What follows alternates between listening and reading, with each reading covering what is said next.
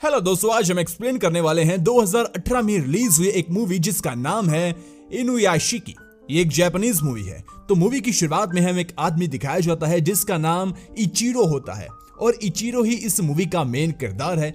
यहाँ हमें दिखाया जाता है कि इचिरो ने बड़ी मेहनत और मशक्कत के बाद एक घर को खरीदा है जो कि थोड़ा बहुत ठीक ठाक है, मगर अभी भी उसकी फैमिली इस घर से संतुष्ट नहीं है। इचिरो के परिवार में उसकी बीवी, एक बेटा और एक बेटी है, मगर ये तीनों ही इचिरो को काफी खराब इंसान मानते हैं। तीनों को लगता है कि इचिरो एक लूजर है जो अपनी जिंदगी में कुछ भी कर नहीं सकता। खासकर इचिरो की बेटी तो उससे बात करना भी पसंद नहीं करती। इचिरो की फैमिली मानती है कि एक वो बहुत बड़ा इररिस्पॉन्सिबल इंसान है जो कि अपनी फैमिली की किसी भी डिजायर को पूरा नहीं कर सकता। इनके अनुसार इचिरो अपने परिवार की सेफ्टी भी नहीं कर सकता क्योंकि वो एक कायर इंसान है। मगर ये लोग ये नहीं देखते कि इचिरो इस समय बहुत ही ओल्ड हो चुका है, पर वह फिर भी इन लोगों की हर एक छोटी छोटी ख्वाहिश को पूरा करता है और कैसे भी करके इन लोगों को खुश रखने की बहुत कोशिश करता है। लेकिन फिर भी ये लोग उसे हमेशा डांटते रहते हैं। अपने परिवार वालों के इस बिहेव से इचिरो हमेशा अपने आप को डीमोटिवेट फील करता है और वो अकेलेपन का शिकार हो चुका है। कोई भी उसे पसंद नहीं करता, इसलिए उसका कोई भी दोस्त नहीं है। अब सीन चेंज होता है। हमें दिखाया जाता है इचिरो जब ऑफिस से लौट रहा होता है तो वह देखता है कि कुछ गुंडे एक इंसान को मार रहे हैं, मगर इचिरो उस आदमी को बचाने की बजाय आगे बढ़ जाता है। ऐसा करते हुए इचिरो की बेटी उसे देख लेती है और उसे कहती है कि तुम कायर हो, तुमने उस इंसान को क्यों नहीं बचाया। उसकी बेटी उसे काफी बुरा भला कहती है। इसके बाद इचिरो घर आ जाता है जहां उसे अपने घर के बाहर एक कुत्ता मिलता है।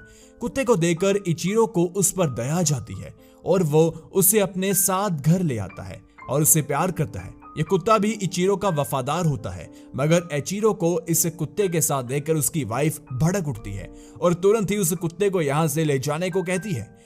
इसके साथ ही उसकी वाइफ उसे उसके मेडिकल टेस्ट की रिपोर्ट देती है और कहती है कि इसे डॉक्टर से चेक करवा लेना। जब इचिरो इस मेडिकल टेस्ट की रिपोर्ट को डॉक्टर से चेक करवाता है तो उसे पता चलता है कि उसे कैंसर है और वह इस दुनिया में कुछ ही महीनों का मेहमान है। अपनी इस बीमारी के बारे में बताने के लिए इचिरो अपनी वाइफ को कॉल करता है, लेकिन वो उसकी कॉल को नहीं उठाती और इग्नोर कर देती है। इसके बाद इचिरो अपनी बेटी को कॉल करने की कोशिश करता है, मगर वो भी कॉल को पिक नहीं करती।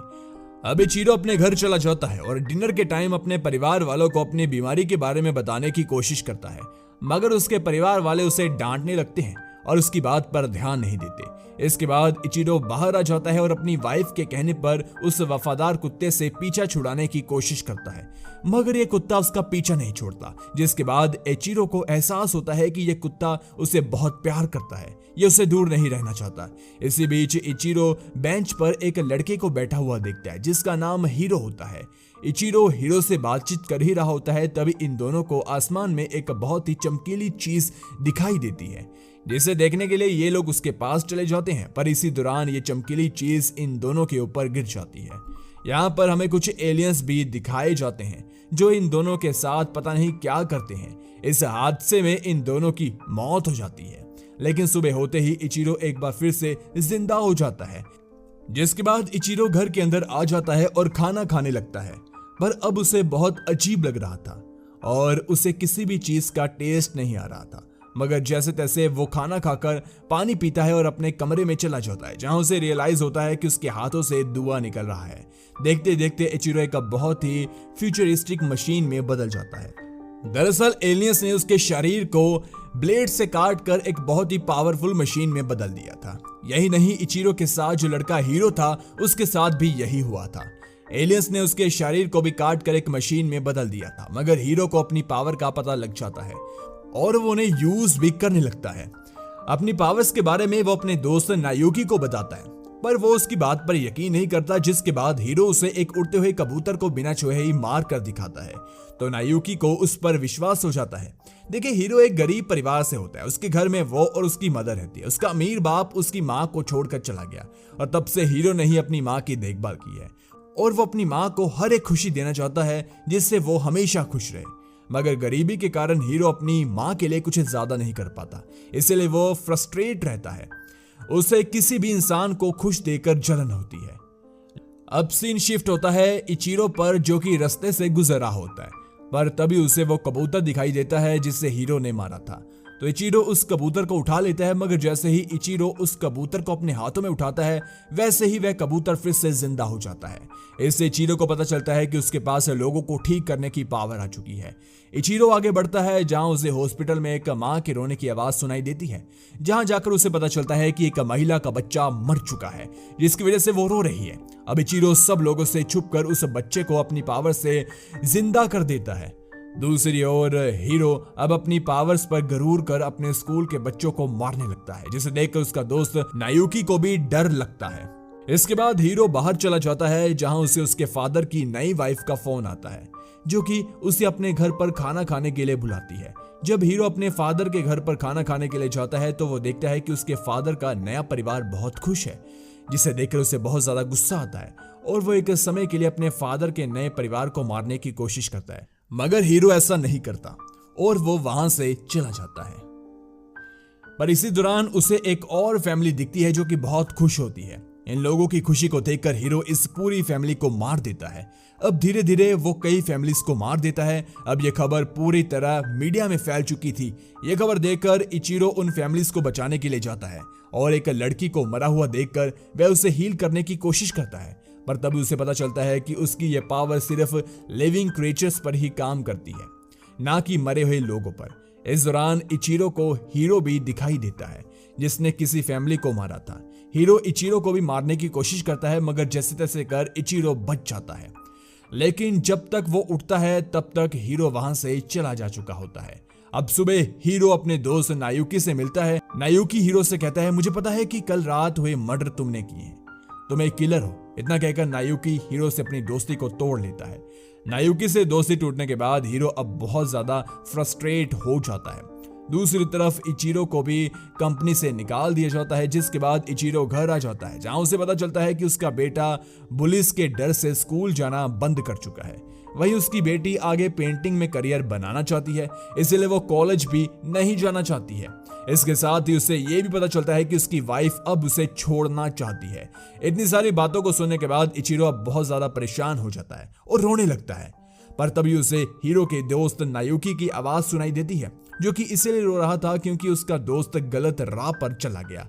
नायुकी को रोता हुआ देखकर इचिरो अपनी सुपर पावर का इस्तेमाल कर नायुकी से मिलता है और उसे उसके दोस्त के बारे में पूछता है। तो नायुकी हीरो के बारे में सब कुछ बता देता है और कहता है कि वो गलत राह पर जा चुका है।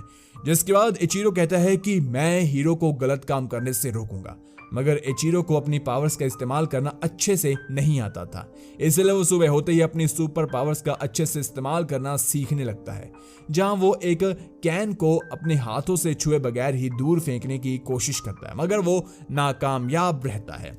इसी दौरान इचिरो एक पानी की बोतल से पानी पी लेता है, मगर जैसे ही वो पानी पीता है तो उसके शरीर से अलग अलग तरह के रिएक्शन होने लगते हैं। वो सारा का सारा पानी उसके शरीर से बाहर निकल जाता है, जिससे इचिरो को यह पता चलता है कि वो किसी भी लिक्विड को पी नहीं सकता, क्योंकि उसका पूरा का पूरा शरीर एक मशीन है। अब सीन शिफ्ट होता है हीरो पर, जो कि अपनी मां के साथ कहीं जा रहा होता है। तभी रास्ते में पुलिस उसका रास्ता रोक लेती है। दरअसल पुलिस को पता चल चुका था कि हीरो ही वो किलर है जिसने उन फैमिलीज की हत्या की, इसलिए पुलिस उसे गिरफ्तार करने की कोशिश करती है। मगर यहाँ पर हीरो पुलिस वालों को ही मार देता है और वहां से भाग जाता है। भागकर हीरो अपनी गर्लफ्रेंड के घर चला जाता है, जहां पहुंचकर वो टीवी देखता है तो उसे पता चलता है कि टीवी पर हर तरफ सिर्फ उसकी ही खबर चल रही है। अब हीरो मोस्ट वांटेड की लिस्ट में आ चुका था। हीरो टीवी पर यह देखता है कि उसके द्वारा किए गए मर्डर्स की सजा पब्लिक और मीडिया उसकी मां को दे रही है, जिससे परेशान होकर उसकी मां आत्महत्या कर लेती है। यह सब जानकर हीरो का खून खौल उठता है और वो अपनी मां की मौत का बदला लेने के लिए उन सभी लोगों के कंप्यूटर्स और मोबाइल को हैक कर लेता है जिन्होंने उसकी मां को परेशान किया था। कंप्यूटर और मोबाइल को हैक करने के बाद वो अपनी सुपर पावर, अपनी शक्तियों से उन लोगों को मार देता है। अब हीरो की गर्लफ्रेंड को भी पता चल चुका था कि इन सभी हत्याओं के पीछे हीरो का ही हाथ है, मगर फिर भी वो हीरो का साथ देती है क्योंकि उसे लगता है कि हीरो अपनी मां की मौत का बदला लेने के लिए ये सब कर रहा है।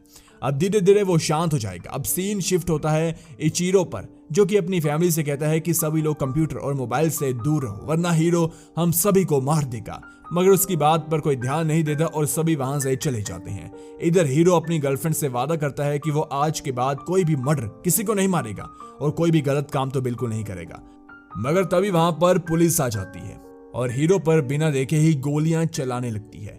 हीरो इन पुलिस वालों की गोलियों से बच जाता है, मगर इन गोलियों की वजह से उसकी मासूम गर्लफ्रेंड बेचारी मारी जाती है, जिससे हीरो को बहुत ही तेज गुस्सा आता है और वो उन सभी पुलिस वालों को मार देता है। मगर अभी भी उसका गुस्सा शांत नहीं होता। अब वह पूरे शहर को मारने के बारे में सोचता है और पूरे शहर के कंप्यूटर और मोबाइल्स को हैक करके लोगों को मारने लगता है। इसी वजह से पूरे शहर में भगदड़ मच चुकी थी। हर कोई अपनी जान बचाने के लिए इधर उधर भागने लगता है। हीरो अपने स्कूल के सभी स्टूडेंट्स के मोबाइल्स को हैक कर लेता है और उन्हें धमकी देता है, मगर उस स्कूल के स्टूडेंट उसकी धमकी को मजाक समझकर हंसने लगते हैं। पर हीरो इससे बहुत ज्यादा ही नाराज हो जाता है और वो उन सभी को मार देता है। इधर इचिरो बहुत ही ज्यादा परेशान होता है क्योंकि हीरो ने पूरे शहर को बर्बाद कर रख दिया था। इसलिए इचिरो अपनी पावर्स की मदद से उन सभी कंप्यूटर्स को हैक कर लेता है जिन्हें हीरो ने हैक किया था। जिसके बाद हीरो का दोस्त नायुकी सबको बता देता है कि कोई भी अपना मोबाइल या कंप्यूटर का इस्तेमाल ना करे, वरना वो अपनी जान से हाथ धो बैठेगा। और इसका असर भी देखने को मिलता है। लोग अब बहुत ही कम मोबाइल और कंप्यूटर का इस्तेमाल करते हैं। इसलिए हीरो बहुत ही ज्यादा गुस्से में आ जाता है और अपनी शक्तियों का इस्तेमाल कर पूरे शहर को बर्बाद करने लगता है। वो पूरे शहर की बिल्डिंग्स पर हमला करके उन्हें बर्बाद करने लगता है। इस दौरान हीरो उस बिल्डिंग पर भी हमला कर देता है जिसमें इचिरो की बेटी मौजूद होती है, जिसकी वजह से इचिरो की बेटी बहुत ही बुरी तरह से घायल हो जाती है। ये देखकर इचिरो हीरो को रोकने की कोशिश करता है, मगर इससे हीरो और भी ज्यादा इरिटेट हो जाता है और वो सीधे इचिरो के ऊपर ही हमला कर देता है, जिससे बचने के लिए इचिरो भागने लगता है, मगर हीरो उसका पीछा करने लगता है। इस दौरान हीरो के रास्ते में एक हेलीकॉप्टर आता है, जिसे क्रैश करके हीरो उस हेलीकॉप्टर में मौजूद पायलट को मारने की कोशिश करता है, मगर यहाँ पर इचिरो अपनी जान पर खेलकर उस पायलट को बचा लेता है। इस दौरान हीरो इचिरो के पीछे फिर से लग जाता है, जहाँ पर इचिरो बहुत कोशिश करता है, मगर हर बार हीरो उसके ऊपर भारी पड़ता है। जिसके बाद इचिरो एक ट्रिक लगाता है और हीरो को बहुत ही ज्यादा दौड़ाकर थका देता है, जिसकी वजह से हीरो गलती से भूल कर पानी पी लेता है, मगर इस पानी को रिएक्ट करने में अभी बहुत टाइम लगने वाला था। इसलिए इचिरो हीरो को दौड़ाते हुए धरती से बाहर ले आता है, मगर तभी हीरो इचिरो को पकड़ लेता है और उससे मारने ही वाला होता है। तभी वो पानी उसके शरीर पर रिएक्ट करने लगता है और वो कमजोर पड़ने लगता है। यहाँ पर इचिरो मौके का फायदा उठाकर हीरो पर अपनी सबसे पावरफुल शक्ति का इस्तेमाल कर उससे मार देता है। अब इचिरो धरती पर आ जाता है और अपनी बेटी को बचाने की कोशिश करता है, पर उसे यहाँ पर पता चलता है कि उसकी बेटी कुछ ही देर में मरने वाली है। पर इचिरो अपनी पावर का यूज कर अपनी बेटी को बचा लेता है, लेकिन तभी हीरो इन दोनों पर अटैक कर देता है। दरअसल हीरो अभी भी मरा नहीं था। अब वो इचिरो को घायल कर उसकी बेटी को गोली मार देता है, जिसकी वजह से उसकी बेटी तड़पने लगती है। इचिरो हीरो से अपनी बेटी की जान की भीख मांगता है, मगर वो उस पर तरस नहीं खाता और उसकी बेटी को बिल्डिंग से नीचे फेंकने लगता है। इस समय इचिरो से बहुत कहता है कि वो उसकी जान ले, मगर उसकी बेटी को छोड़ दे, मगर हीरो इचिरो की बेटी को बिल्डिंग से नीचे फेंक देता है, जिसे देखकर इचिरो को बहुत ज्यादा गुस्सा आता है, जिसकी वजह से उसमें बहुत ही सुपर पावर्स आ जाती हैं और वो हीरो के टुकड़े टुकड़े कर अपनी बेटी को बिल्डिंग से गिरने से बचा लेता है। यहाँ तक कि इचिरो अपनी बेटी की चोट को भी हील कर देता है। उससे बताता है कि मैं तुम्हें बाद में सब कुछ बताऊंगा। इसके बाद इचिरो वहां से चला जाता है। अब टीवी पर रिपोर्टर बताता है कि एक फरिश्ते ने आकर पूरे शहर को बचा लिया, वरना आज ये पूरा शहर बर्बाद हो जाता। इधर इचिरो की बेटी अब अपने फादर को बहुत बहादुर इंसान मानने लगी है। वो अपने फादर की बहुत ज्यादा रिस्पेक्ट भी करने लगी है। इसके साथ इचिरो के सभी घर वाले उसकी बहुत ज्यादा रिस्पेक्ट करने लगे हैं। वही दूसरी ओर हमें दिखाया जाता है कि हीरो अभी भी मरा नहीं है, वो अभी भी जिंदा है। इसी के साथ इस सस्पेंस के साथ मूवी यहीं पर खत्म हो जाती है। आशा करते हैं कि आपको ये मूवी पसंद आई होगी। अगर हाँ तो वीडियो को लाइक कीजिए, चैनल को जरूर सब्सक्राइब कीजिए। मिलते हैं एक और इंटरेस्टिंग वीडियो के साथ। धन्यवाद।